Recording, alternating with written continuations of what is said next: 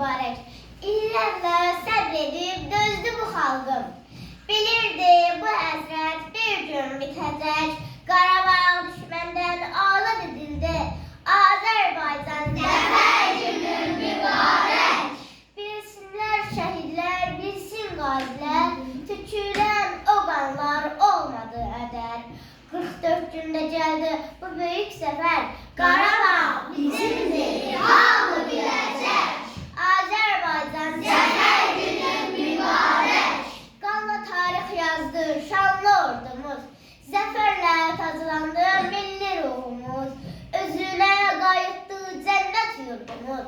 Artık Qarabağın çiçeklenecek. Azerbaycan zafer günü mübarek. Dastan yazdı her zabitin əskəri.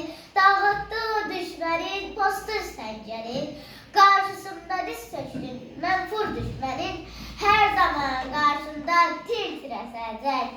Azerbaycan zafer günü mübarek. Zəngilan bizimdir, Laçın bizimdir. Kəlbəcər, Füzuli, Ağdam bizimdir. Xankəndi, Xocalı, Şuşa bizimdir. Düşmən bir de yuxusunda görəcək. Azerbaycan